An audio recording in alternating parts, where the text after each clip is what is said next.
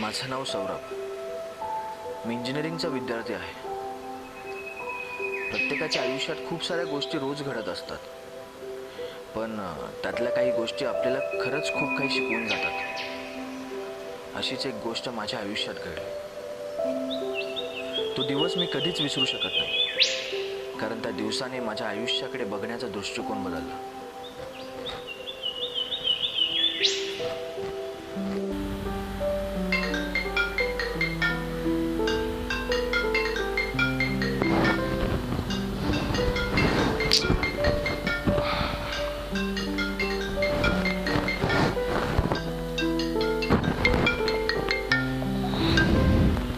Hello दादा, मैं मंदा बोल रही हूँ। कौन मंदा और कहाँ से बोल रही हो? दादा, ओ मैं सोनापुर वाली मंदा, जिसके लड़कों को आप मदद करने वाले थे। अरे हाँ मंदा जी, एक्चुअली मेरा एक्सीडेंट हुआ है कुछ दिन पहले, तो 8-10 दिन लग जाएंगे मुझे ठीक होने में। हाँ, लेकिन 10 दिन बाद मैं खुद आऊँगा सब पढ़ाई का सामान और किताबें लेकर। हाँ, लेकिन ये नंबर और एड्रेस कहाँ से मिला आपको? मुझे आपका नंबर और एड्रेस आपके साथ रिपोर्टर आते हैं, उन्होंने दिया। ओके ओके ओके, नहीं मैं खुद आ जाऊँगा। ओके ओके दादा, ठीक है, जल्दी ठीक हो जाओ।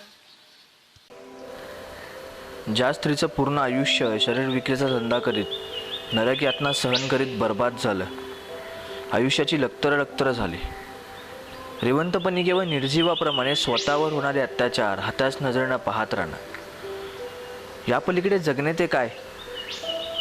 जिच्या नशिबी केवळ कोठी आणि कस्टमर या 2 शब्दापलीकडे जग नाही, अशी अशिक्षित बाई आपल्या मुलांच्या शिक्षणाचा, त्यांना सुसंस्कृत बनवण्याचा विचार करते. ही बाब कितीतरी विरोधाभास निर्माण करणारी आहे. आपण जे काम करतो ते प्रतिष्ठेचे, सन्मानाचे किंवा समाजाच्या दयेस पात्र होण्यासारखे नाही, हे ती जाणते.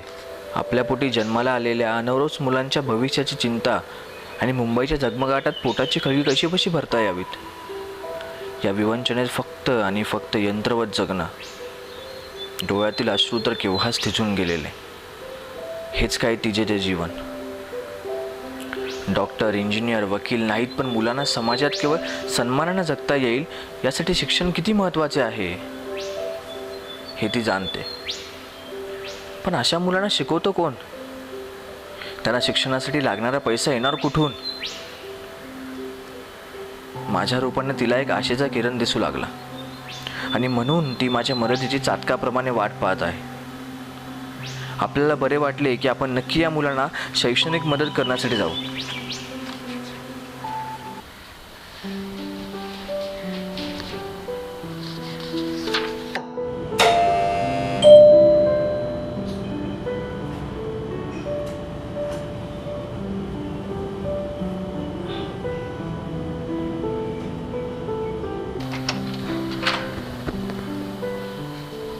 कौन भाई जी? सौरभ होता है। हाँ मैं ही सौरभ हूँ, लेकिन आप कहाँ से आए? हमको हमारी माँ ने भेजा है।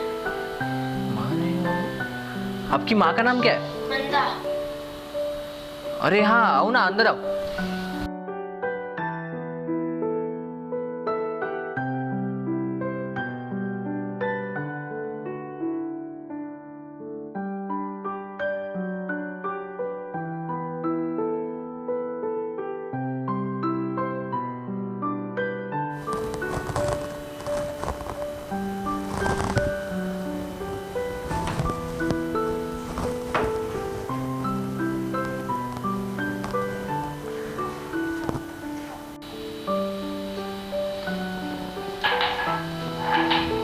दादा, आपको कहाँ लगा?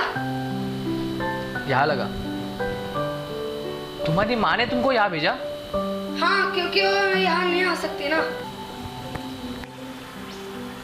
केवळ पैशांसाठी या मार्गाला लागलेल्या बाईचे विचार कोणीही समजून घेत नाही. अशा बायकांकडे गरिबापासून श्रीमंतांपर्यंत सर्वच जण जातात, पण दुर्दैवाने पुरुष प्रधान संस्कृतीत अशा बायका म्हणजे फक्त आणि फक्त केवळ उपभोगायची निर्जीव खेळणीच असतात. या निरागस मुलांना माहिती असेल का म्हणा, आपली आई बाहेर कुठे काय जाऊ शकत नाही ते. दादा, हम लोग ने तुम्हारे लिए गुलाब का फूल आया है। ये क्यों लाया? और इसके लिए पैसे कहाँ से आए? दादा हम लोग रास्ते पर फूल बेचते हैं और सिग्नल पे गाड़ी रुकते हम लोग वो साफ करते हैं। अच्छा, तो ये बात है। एक दिन में बहुत पैसा कमा लेते हैं। कितना? एक दिन का 50-60 रुपए कमा लेता हूँ। और खाते क्या हो? सुबह 40 रुपए को वड़ा पाव। बस इतना ही? हाँ पेट भर जाता है? हाँ बन जाता है। अच्छा।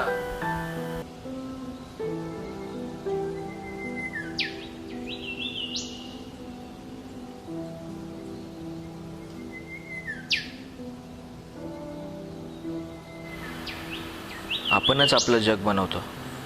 काही लोकांना आपण निवडतो तर काही आपल्याला निवडतात. पण काही माणसं अशी असतात की ती पहिल्याच भेटीत आपलीशी होऊन जातात. खरं पाहता आजच्या या धकाधकीच्या जीवनात कुणाला कोणाचा विचार करायला सुद्धा वेळ नाही.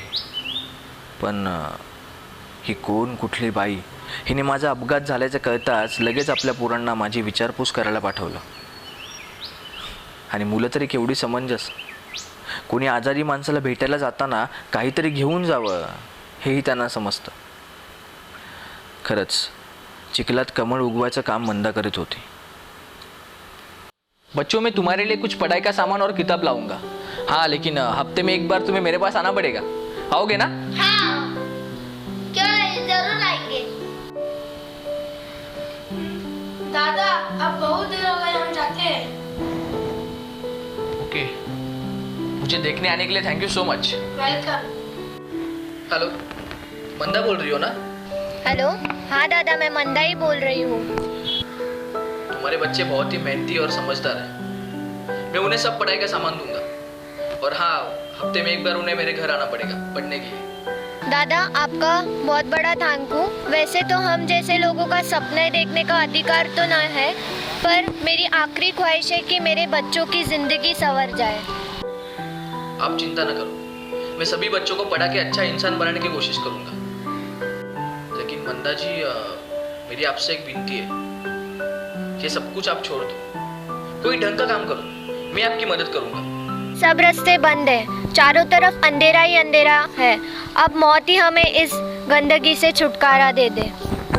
अरे साहब, अब आपको क्या बताएं, मेरे जन्म देने वाले बाप ने दारू पीने के लिए पैसे मिलने के खातिर मुझे और मेरी बहन को बम्बई भेज दिया. अब और किसी से क्या उम्मीद रखना, सबको हमारी बस घिन आती है. लेकिन हमसे तो गंदे ये लोग हैं साहब, जो अपनी हवस पूरी करने के लिए हमारा इस्तेमाल करते हैं, जोर जबरदस्ती करते, मारपीट करते, गाली गलौज देते हैं. लेकिन हमारी तो मजबूरी है साहब, हम भी तो इंसान हैं साहब. हमारा तो अब कुछ नहीं हो सकता.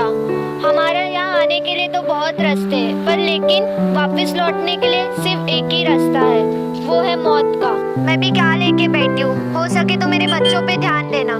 साफ फोन रखती हूँ, कोई तो आ रहा है. ज्या बाईचं पूर्ण आयुष्य या दलदलीत धंदा करण्यात गेलं, त्या बाईला केवळ आपल्या मुलांच्या भविष्याची आणि त्यांना मानाचं जीवन जगण्यास मिळावं ही एकच जगण्याची आस असलेली पाहून क्षणभर डोळ्यांच्या कडा ओल्या झाल्या.